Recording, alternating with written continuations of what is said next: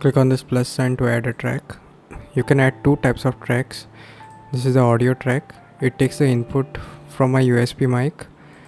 This is the instrument track. Here you select the MIDI track and load a VST. This is the VST track. And this is the audio track. This button is used to open the VST that you're using.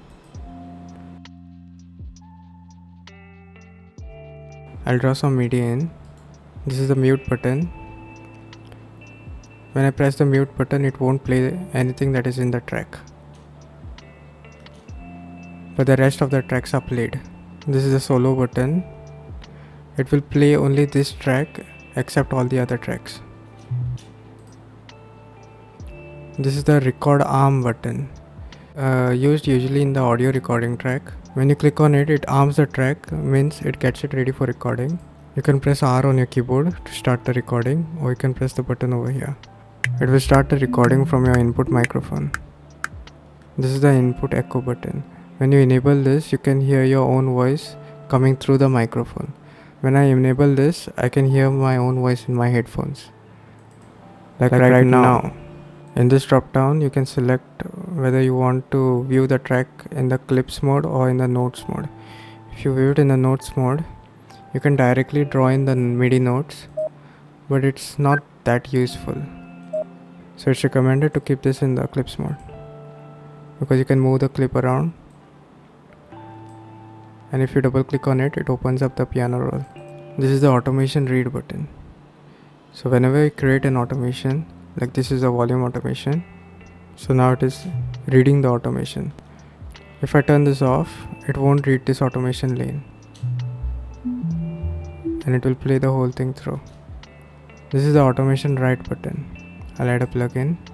This is the pitch shift plugin. I enable write. You can even enable write over here. It is the same button. I'll enable write. I'll press spacebar on my keyboard to play, or I can play over here. I move the pitch shift. I hit spacebar again to pause. So it creates this automation lane, and it writes whichever parameter I change in this plugin. For this example, I changed the pitch shift now, so it created an automation for pitch shift. This is the freeze button.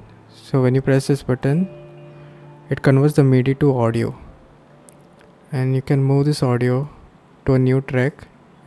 Hold Control and then leave the left click. It creates an audio track for it.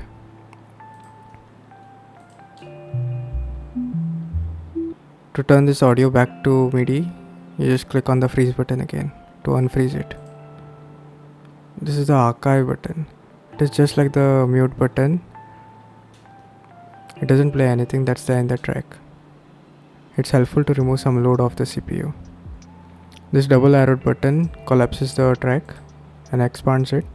This is the effects rack, where you add all your effects. Here you can turn all the effects off. You can hover in between two tracks and the cursor will change. Then you left click and drag to expand the track. Here you can individually turn plugins on or off. This is the automation lane button, where you create an automation. This is the volume automation. You can select between different types of automations. Like this is the pan automation for left and right panning. This is the take lanes button. It is mostly used in the audio track. This is useful when you're taking multiple audio takes. When you hover your mouse cursor on the left side of the track, you can select track colors. This is useful when you have a large number of tracks and you want to sort them out, like group them into drums, bass, synths. You double click on a track name, you can rename it. When you hover over a track and the cursor changes to this solid double white arrow, you can left click and move the track. This is an input channel.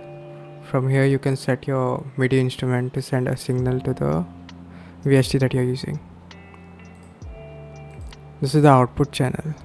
Currently it is sending out a signal through the master. You can also reroute this to a new channel. If you go to the console,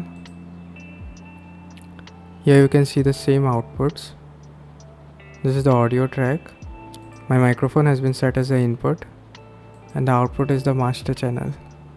Here I can create another bus. The name of this bus is bus E.